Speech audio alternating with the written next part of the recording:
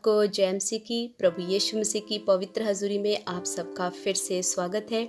आइए मेरे प्रियो, हम परमेश्वर के वचन की ओर चलेंगे और एक वचन को पढ़ेंगे जो कि हमें मिलता है मत्ती रचित सुसमाचार उसके 6 अध्याय के 14 और 15 वचन में। आइए हम इसे पढ़ लेते हैं।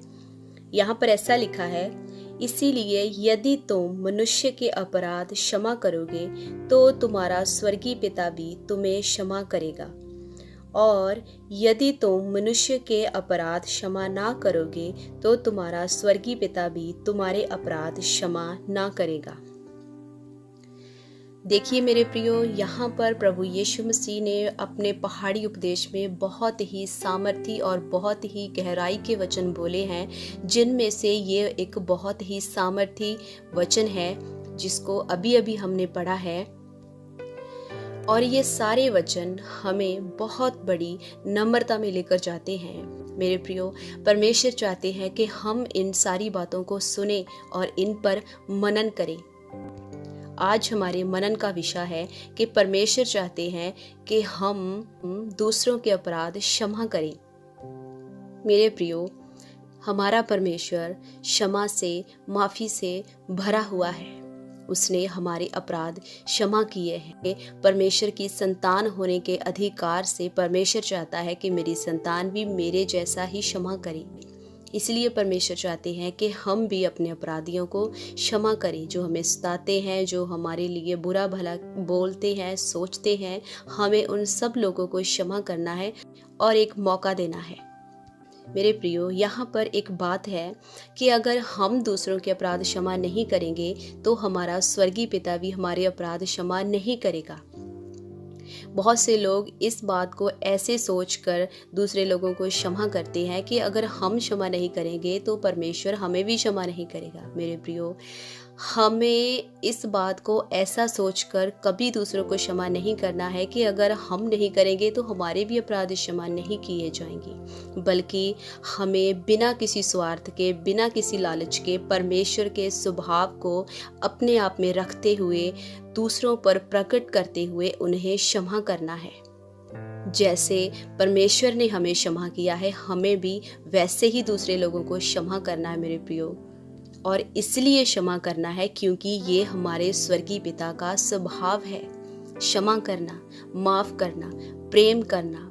और अगर हम अपने परमेश्वर को जानते हैं और उसका स्वभाव हम में है तो हम भी अपने परमेश्वर की तरह क्षमा करेंगे और बिना स्वार्थ के, बिना किसी भी लालच के हम क्षमा करेंगे, जैसा कि परमेश्वर का वचन हमें सिखाता है।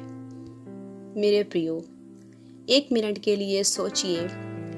मान लीजिए कि हमसे कोई गलती हो जाती है और जिसके विरोध में हम गलती करते हैं, हम चाहते हैं कि वो हमें क्षमा करे। और इस बात को सोचिए कि अगर वो व्यक्ति हमें क्षमा ना करे तो हमें कैसा फील होगा।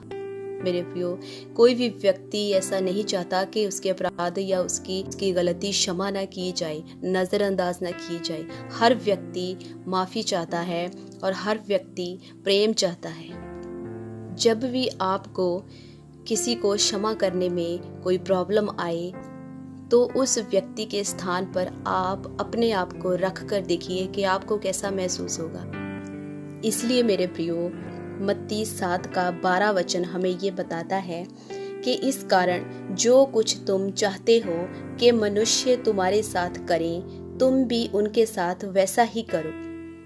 आमीन। तो देखिए, यहाँ पर परमेश्वर का वचन हमें बताता है कि जैसा तुम चाहते हो कि मनुष्य तुम्हारे साथ करे, तुम भी उनके साथ वैसा ही करो।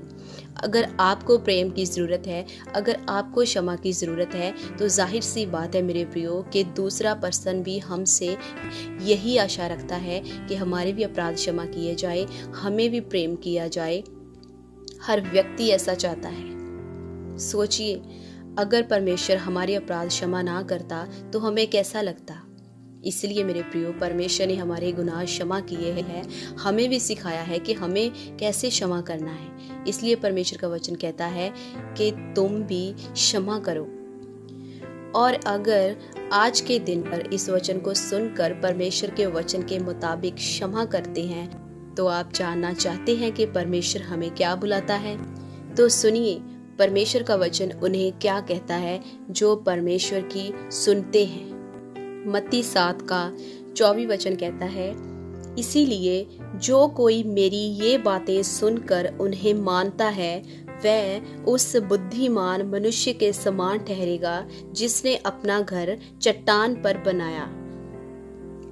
तो देखिए मेरे प्रियो, परमेश्वर का वचन आपको बुद्धिमान कहता है। जब आप परमेश्वर की बात सुनकर उस पर मनन करते हैं तो परमेश्वर आपको बुद्धिमान कहता है। वो बुद्धिमान मनुष्य जिसने अपना घर चट्टान पर बनाया है और उसका चट्टान पर से बनाया हुआ ये घर कभी नहीं गिरेगा, कभी नहीं हिलेगा। क्या आप जानना चाहते हैं कि ये चट्टान कौन है?